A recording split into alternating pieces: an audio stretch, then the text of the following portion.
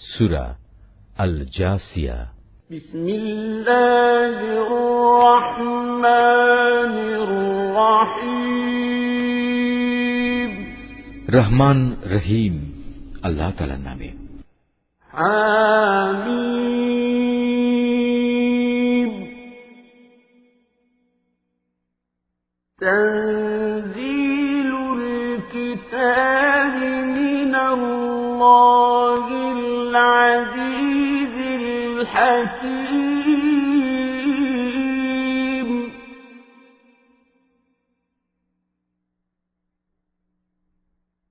ইন্না ফিস السماوات والأرض لآيات للمؤمنين.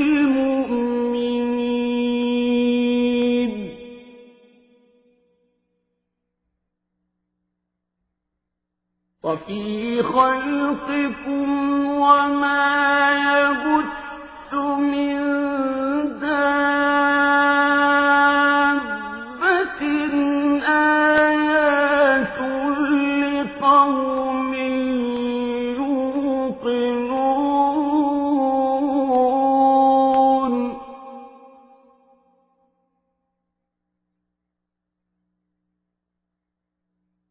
واختلاف الليل والنهار وما أنزل الله من السماء من رزق فأحيا به الأرض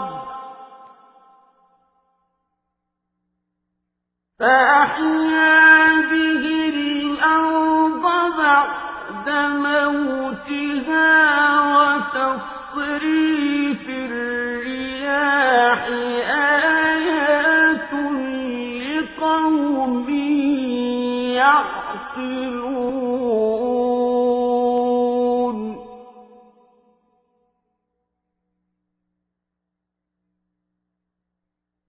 تلك آيات الله نتلوها عليك بالحق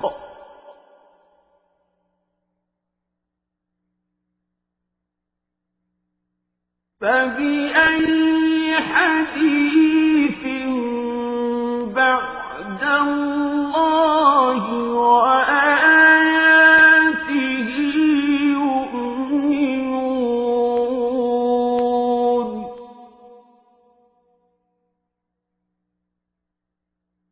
ويل لكل أفاك أثيم. হামিম।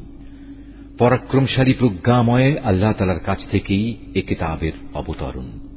নিঃসন্দেহে আকাশমালা ও জমিনে ঈমানদারদের জন্য আল্লাহ তাআলাকে জানার অগণিত নিদর্শন রয়েছে। নিদর্শন রয়েছে স্বয়ং তোমাদের সৃষ্টির মাঝে এবং জীবজন্তুর বংশ বিস্তারের মাঝেও, যাদের তিনি জমিনে সর্বত্র ছড়িয়ে রেখেছেন। এর সর্বত্রই তার কুদরতের অসংখ্য নিদর্শন মজুদ রয়েছে তাদের জন্য যারা আল্লাহ তাআলার উপর বিশ্বাস করে।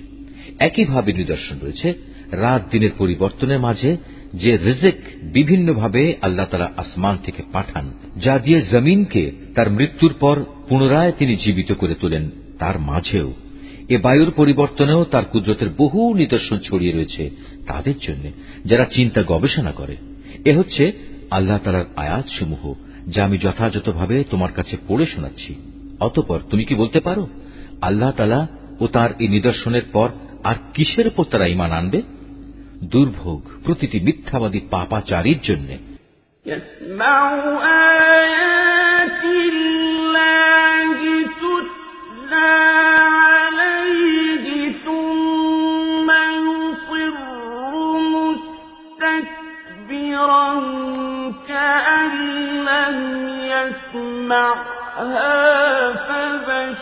فبشره بعذاب أليم.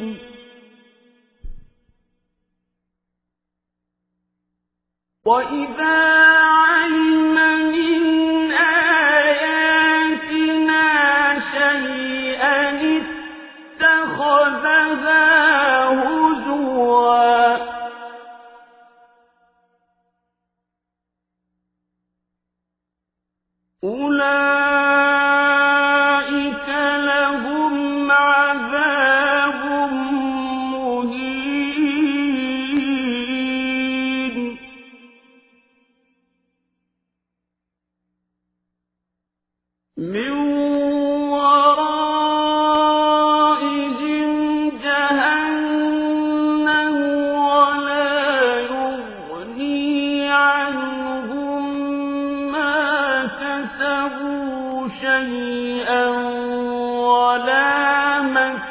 اتخذوا من دون الله أولياء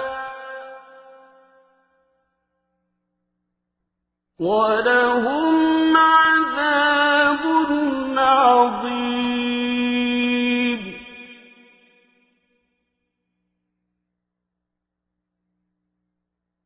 هذا هدى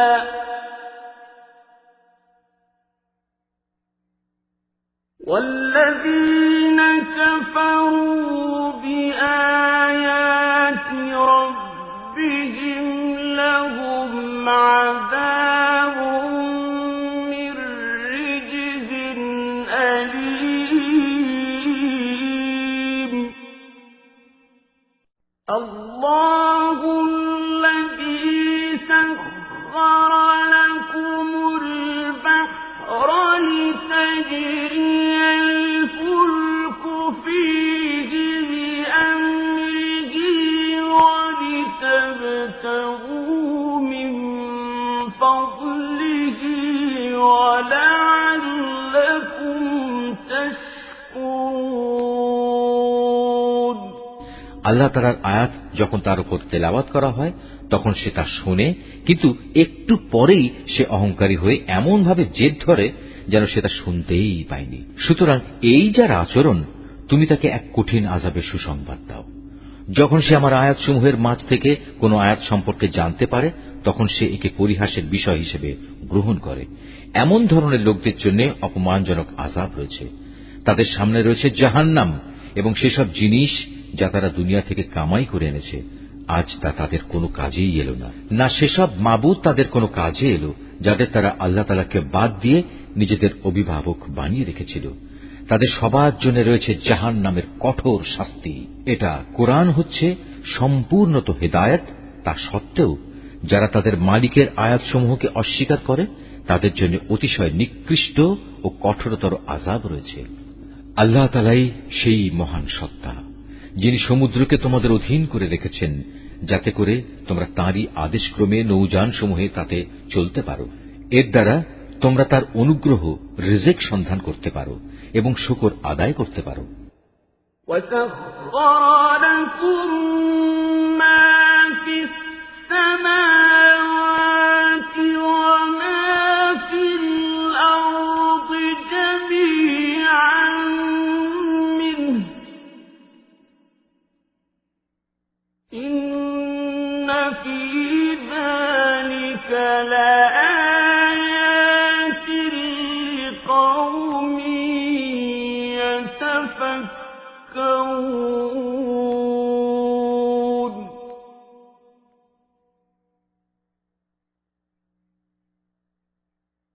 قُل لِّلَّذِينَ آمَنُوا يَغْفِرُوا لِلَّذِينَ لَا يَرْجُونَ أَيَّامَ اللَّهِ لِيَجْزِيَ قَوْمًا بِمَا كَانُوا يَكْسِبُونَ.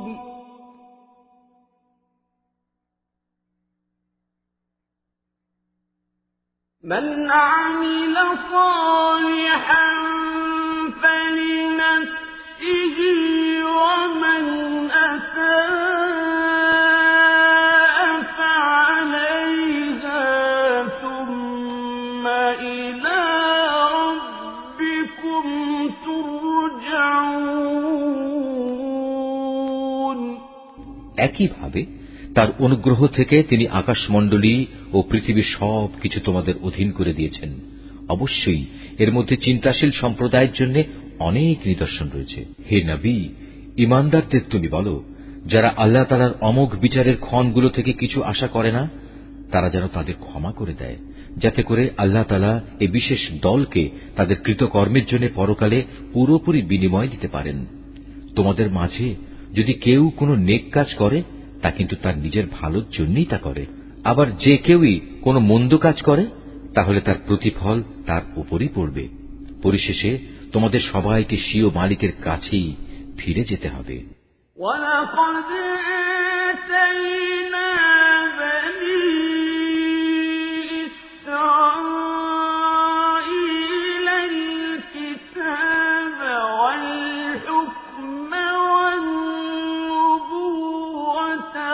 ورزقناهم من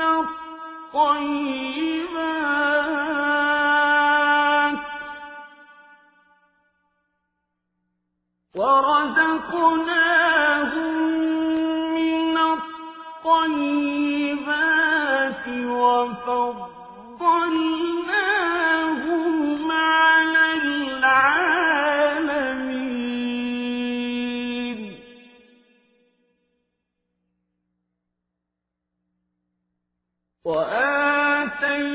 وآتيناهم بينات من الأمر فما اختلفوا إلا من بعد ما جاءهم العلم بغيا بينهم إن ربك يقضي بينهم يوم القيامة فيما كانوا فيه يختلفون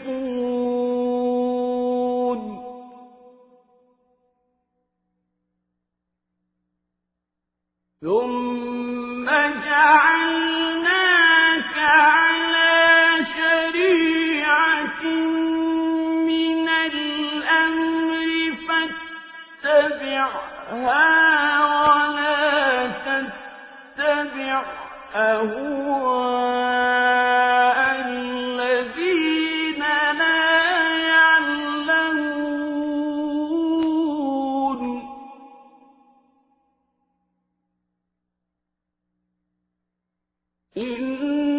إنهم لن يغنوا عنك من الله شيئا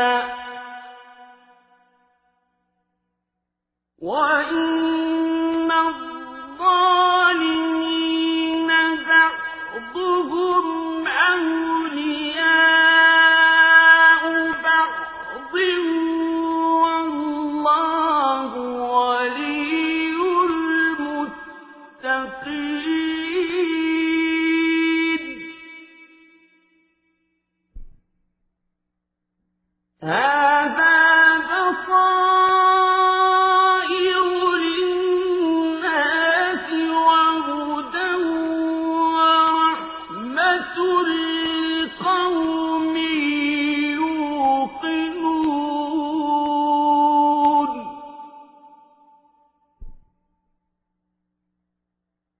أم حسب الذين اجترحوا السيئات أن نجعلهم كالذين آمنوا وعملوا الصالحات سواء محياهم ومماتهم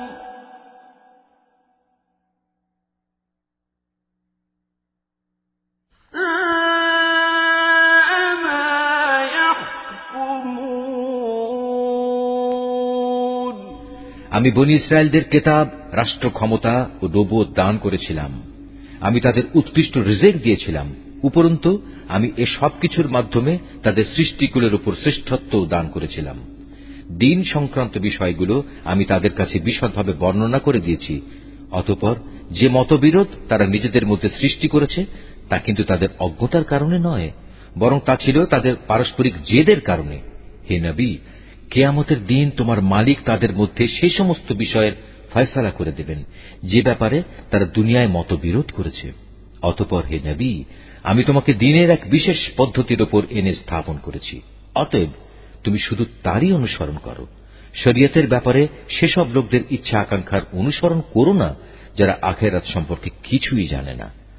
আল্লাহ তাআলার মোকাবেলায় এরা তোমার কোনোই কাজে আসবে না। তাছাড়া জালেমরা তো একজন আর একজনের বন্ধু, আর পরেজগার লোকদের আসল বন্ধু হচ্ছেন আল্লাহ তাআলা স্বয়ং।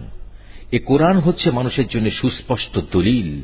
সর্বোপরি ঈমানদারদের জন্য তা হচ্ছে জ্ঞানের কথা, পথ নির্দেশ ও অনুগ্রহ। যারা অপকর্ম করে তারা কি মনে করে নিয়েছে আমি তাদের সে লোকদের মতো করে দেব যারা ঈমান এনেছে এবং সে অনুযায়ী নেক আমল করেছে? তাদের জীবন ও তাদের মরণ কি ঈমান গ্রহণকারীদের মতো একই ধরনের হবে? কত নিম্নমানের ধারণা পোষণ করছে এরা আল্লাহ তাআলা সম্পর্কে। وَخَلَقَ اللَّهُ السَّمَاوَاتِ وَالْأَرْضَ بِالْحَقِّ وَلِتُجْزَىٰ كُلُّ نَفْسٍ بِمَا كَسَبَتْ وَهُمْ لَا يُظْلَمُونَ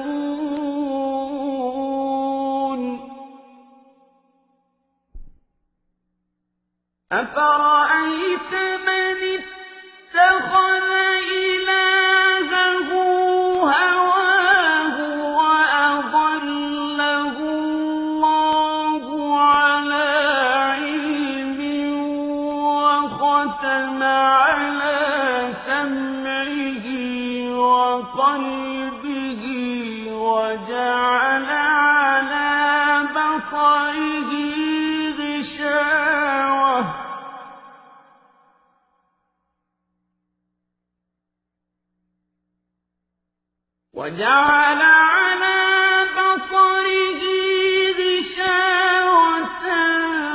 فمن يهديه من بعد الله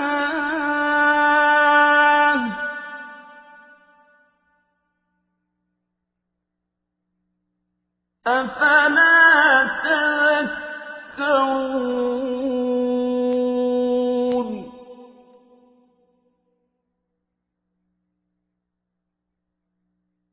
وقالوا ما هي إلا حياتنا الدنيا نموت ونحيا وما يهلكنا إلا الدهر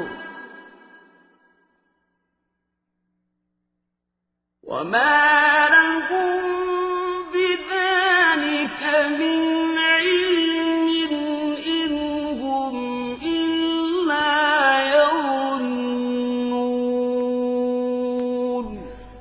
আল্লাহ তাআলা আসমান সমূহ ও জমিন যথাযথভাবে সৃষ্টি করেছেন, যাতে করে এ দুয়ের মাঝে বসবাসরত প্রতিটি বাসিন্দা তার কর্মের যথাযথ বিনিময় পেতে পারে। কিয়ামতের দিন তাদের কারো প্রতি বিন্দু মাত্র জুলুম করা হবে না। হে নবী, তুমি কি সে ব্যক্তিটির প্রতি লক্ষ্য করেছ যে ব্যক্তি নিজের খেয়াল খুশিকে নিজের মাবুদ বানিয়ে নিয়েছে এবং পর্যাপ্ত পরিমাণ জ্ঞান থাকা সত্ত্বেও আল্লাহ তাআলা তাকে গোমরা করে দিয়েছেন? তার কান ও তার অন্তরে তিনি মোহর মেরে দিয়েছেন, তার চোখে তিনি পর্দা এঁটে দিয়েছেন। এমন ব্যক্তিকে আল্লাহ তাআলার পর কে পথ নির্দেশ দেবে? তারপরেও কি তোমরা কোনো উপদেশ গ্রহণ করবে না? এ মূর্খ লোকেরা এও বলে, আমাদের পার্থিব দুনিয়া ছাড়া আর কোনো জীবনই নেই। আমরা যে মরি বাঁচি তা সব আমাদের এখানেই। আমাদের যা কিছু ধ্বংস করে তা এই কালের আবর্তনই করে। মূলত এদের এ ব্যাপারে কোনোই জ্ঞান নেই। এরা শুধু আন্দাজ অনুমানের ভিত্তিতে কথা বলে। وَإِذَا تُتْلَىٰ عَلَيْهِمْ آيَاتُنَا بَيِّنَاتٍ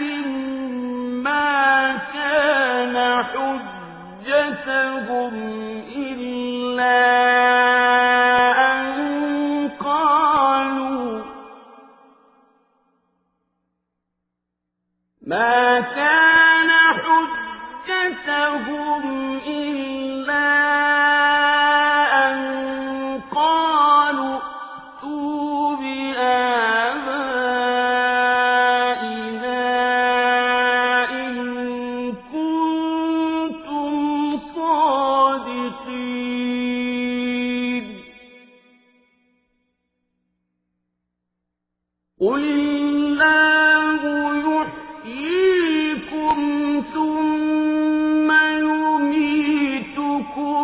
ثم يجمعكم إلى يوم القيامة لا ريب فيه ولكن أكثر الناس لا يعلمون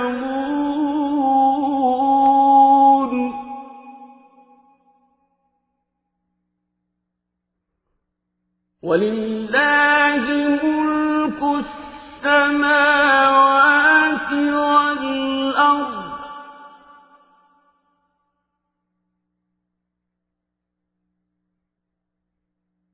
ويوم تقوم الساعة يومئذ يخسر المبطلون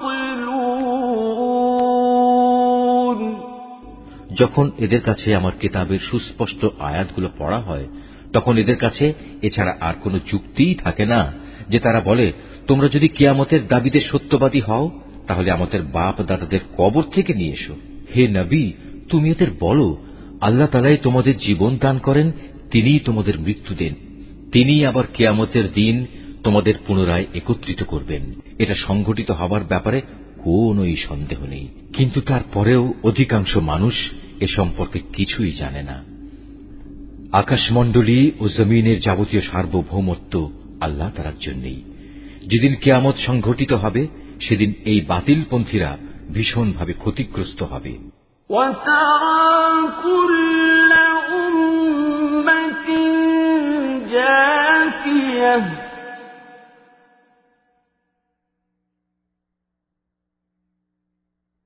كل أمة تدعى إلى كتابها اليوم تجزون ما كنتم تعملون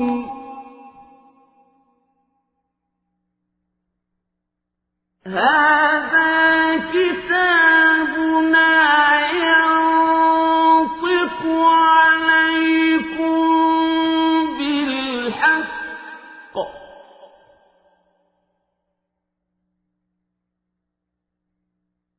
إنا كنا نستنسخ ما كنتم تعملون فأما الذين آمنوا وعملوا الصالحات فيدخلهم ربهم في رحمته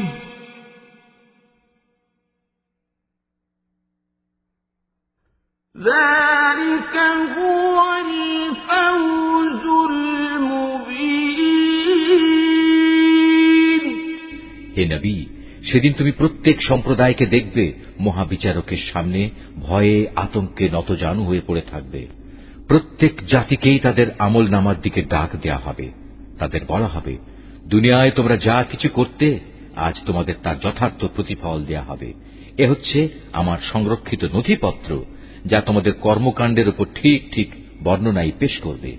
তোমরা যখন যা করতে আমি তা এখানে সেভাবেই লিখে রেখেছি। যারা ঈমান এনেছে এবং নেক কাজ করেছে আজ তাদের মালিক তাদের তাঁর অনুগ্রহে জান্নাতে দাখিল করাবেন, আর এটাই হবে সুস্পষ্ট সাফল্য। وَأَمَّا الَّذِينَ كَفَرُوا أَفَلَمْ تَكُنْ آيَاتِي تُتْلَى عَلَيْكُمْ فَاسْتَكْبَرْتُمْ وَكُنْتُمْ قَوْمًا مُجْرِمِينَ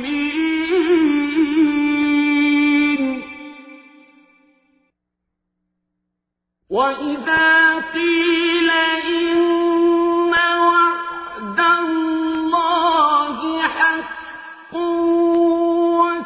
وَالسَّاعَةُ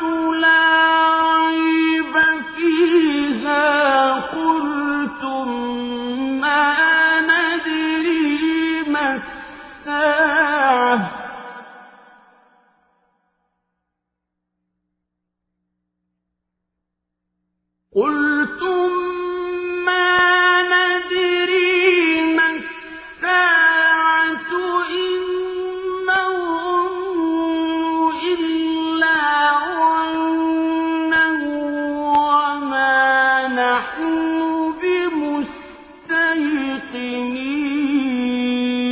بمستيقنين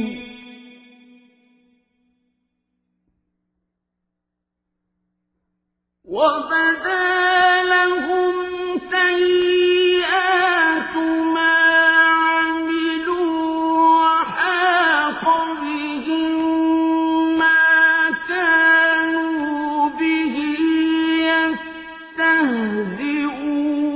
يستهزئون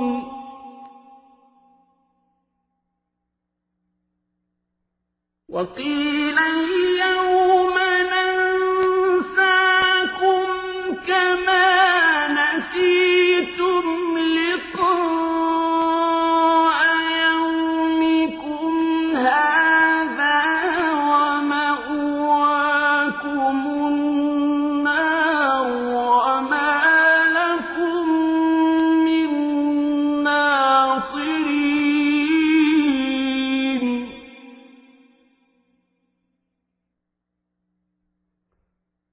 ذلكم بأنكم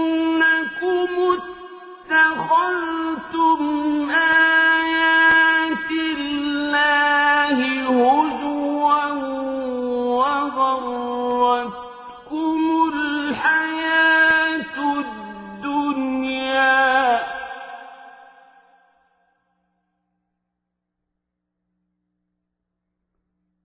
فاليوم لا يخرجون منها ولا هم يستعتبون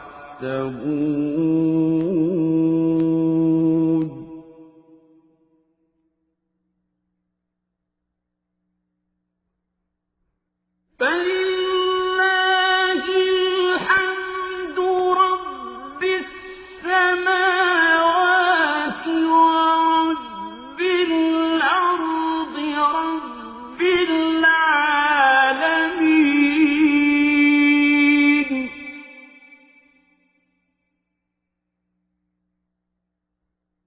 وله الكبرياء في السماوات والأرض وهو العزيز الحكيم অপরদিকে যারা কুফরি অবলম্বন করেছে আমি তাদের বলবো, তোমাদের সামনে কি আমার আয়াতসমূহ বারবার পড়ে শোনানো হতো না? কিন্তু এ সত্ত্বেও তোমরা অধ্যত প্রকাশ করেছিলে। মূলত তোমরা ছিলে একেবারেই নাফরমান জাতি। যখন তোমাদের বলা হতো আল্লাহ তাআলার ওয়াদা সত্য এবং কিয়ামত সংঘটিত হওয়ার মধ্যে কোন রকম সন্দেহ নেই, তখন তোমরা অহংকার করে বলতে, কিয়ামত আবার কি? আমরা জানি না, আমরা এ ব্যাপারে সামান্য কিছু ধারণাই করতে পারি মাত্র, কিন্তু আমরা তো তাতে বিশ্বাসীও নই। সেদিন তাদের মন্দ কাজগুলো তাদের কাছে স্পষ্ট প্রকাশ হয়ে পড়বে এবং সে বিষয়টি তাদের পরিবেষ্টন করে নেবে, যে ব্যাপারে তারা হাসি ঠাট্টা করে বেড়াত। ওদের তখন বলা হবে, আজ আমি তোমাদের জেনে শুনেই ভুলে যাব, ঠিক যেভাবে তোমরা দুনিয়ায় থাকতে এ দিনে সাক্ষাৎকে ভুলে গিয়েছিলে। আজ তোমাদের ঠিকানা হবে জাহান্নামের আগুন। সে আগুন থেকে বাঁচার জন্য এখানে তোমরা কোনোই সাহায্যকারী পাবে না। এ কারণেই তোমাদের শাস্তি দেয়া হল। তোমরা আল্লাহ তাআলার আয়াতসমূহ নিয়ে হাসি তামাশা করতে এবং তোমাদের পার্থিব জীবন দারুণভাবে তোমাদের প্রতারিত করে রেখেছিল। সুতরাং আজ তাদের জাহান্নাম থেকে বের করা হবে না, না আল্লাহ তাআলার দরবারে তাদের কোন রকম অজুহাত পেশ করার সুযোগ দেয়া হবে। অতএব সমস্ত প্রশংসা আল্লাহ তাআলার জন্য, যিনি আসমান সমূহের মালিক, তিনি জমিনের মালিক, তিনি মালিক গোটা সৃষ্টিকুলের। আকাশমণ্ডলী এবং জমিনের সমস্ত গৌরব ও মাহাত্ম্য তাঁর জন্যই নিবেদিত। তিনি মহাপরাক্রমশালী ও প্রজ্ঞাময়।